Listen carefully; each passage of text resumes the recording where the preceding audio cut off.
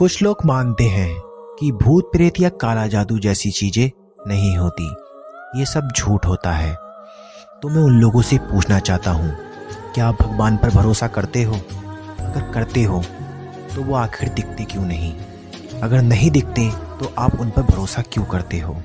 लेकिन भगवान अपने होने का कुछ ना कुछ संकेत अवश्य देते हैं। ठीक उसी तरह भूत प्रेत काला जादू जैसी चीजें इस दुनिया में होती हैं। वो हमेशा अपने होने का कुछ ना कुछ संकेत अवश्य देती हैं। तो आज की इस वीडियो में मैं आपको एक लड़की की कहानी सुनाऊंगा, जिसमें एक लड़की उस काले जादू का शिकार बन जाती है।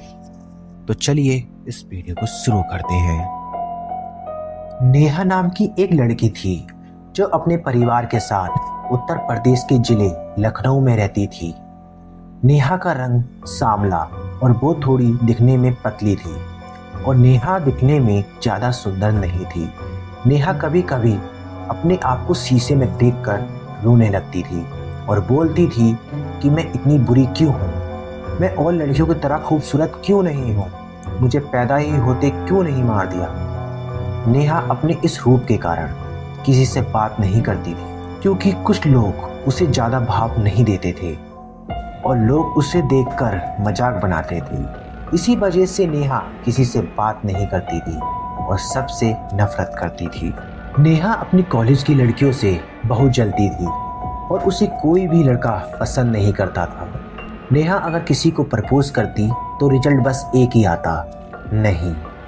हर दिन नेहा की लाइफ में कुछ ना कुछ परेशानियां उत्पन्न हो जाती थी। वो ना तो ठीक से पढ़ पाती थी और ना ही अपनी ज़िंदगी जी पा रही थी। एक दिन नेहा रील देखती है, तभी उसे एक चीज़ रील पर दिखाई देती है, जैसे मानो उस रील को देखकर उसे अपनी ज़िंदगी जीने का मकसद मिल गया हो। उस रील में बताया गया था, यदि कोई व्यक्ति इस पुस्तक को पूरा पढ़ ले तो वो किसी व्यक्ति को भी अपने बस में कर सकता है, और जो व्यक्ति वो उस इंसान से बोलेगा वो वही करेगा। फिर क्या, नेहा ने वो बुक ऑर्डर किया। फिर जब वो किताब मिल गई तो वो उसे पढ़ने लगी। नेहा उस किताब को पढ़ने में इतना डूब गई कि उसे भूख और प्यास सब भूल गई। नेहा ने अपने परिवार से बोलना छोड़ दिया और कॉलेज भी जाना छोड़ दिया। ऐसा करते करते करते करते बहुत समय बीत गया और नेहा वो किताब पूरी पढ़ चुकी थी, वो भी सारे मंत्रों के साथ। अब नेहा पूरी तरह तैयार थी किसी पर भी काला जादू करने के लिए। फिर एक दिन सुबह जब वो कॉलेज के लिए घर से निकलती है, तब उसकी मम्मी उससे बोलती है, तूने अपनी ये क्या हालत बना रखी है, आखिर तू क्या करना चाहती है, तू अपने आप को देख, तू क्या कर रही है। नेहा अपनी मम्मी की तरफ अचानक से देखती है, उनकी आंखों में आंखें डालकर, और कुछ बड़बड़ाने लगती है और फिर कुछ देर बाद चुप हो जाती है और वो देखती है कि उसकी मम्मी बिल्कुल हिल-डुल नहीं रही है और वो पूरी तरह से सम्मोहन हो चुकी है। फिर नेहा जोर जोर से हंसने लगती है, जैसे मानो उसने कोई खजाना लूट लिया हो। उसकी हंसी इतनी तेज होती है कि कोई सुन ले तो डर जाए। फिर वो अपनी मम्मी को सम्मोहन से बाहर निकालकर कॉलेज चली जाती है। नेहा का कॉलेज जाने का एक मकसद था।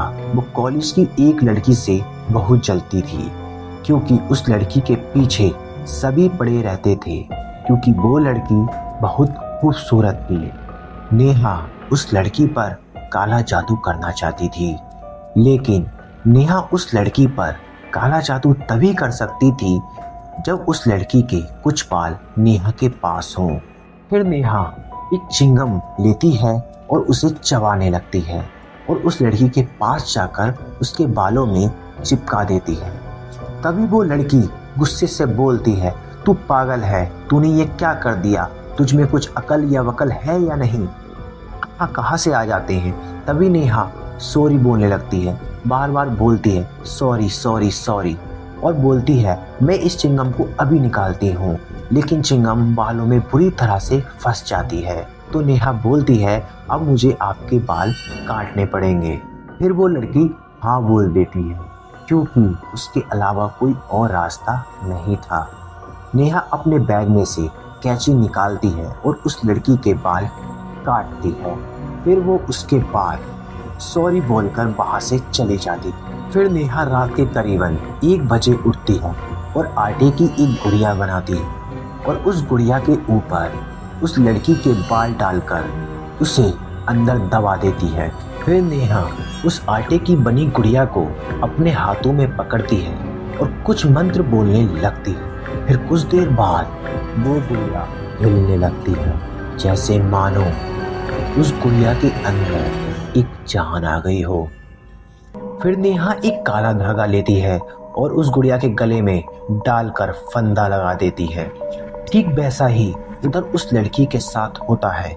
जैसे जैसे नेहा उस गुड़िया के गले में धागे को दबाती है, ठीक उसी तरह उस लड़की का दम घुटने लगता है। फिर कुछ देर बाद उस गुड़िया में हलचल बंद हो जाती है। फिर नेहा को समझ में आ जाता है कि उसका काला जादू काम कर गया।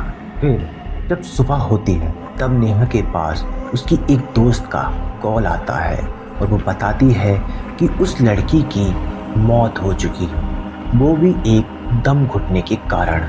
कॉल कट करने के बाद नेहा बुरी तरह हंसने लगती है, जैसे उसने कोई जंग जीत ली हो।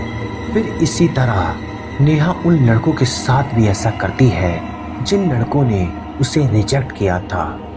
उन सबको मौत के घाट उतार देती है। नेहा उन सबके साथ ऐसा करने लगती है जिन्हें वो पसंद नहीं करती है। ऐसा कुछ समय तक चलता रहता है। नेहा की मानसिक स्थिति पूरी तरह बिगड़ जाती है और वो अपने ही माता पिता पे काला जादू करने लगती है और उन्हें भी मौत की नींद सुला देती है।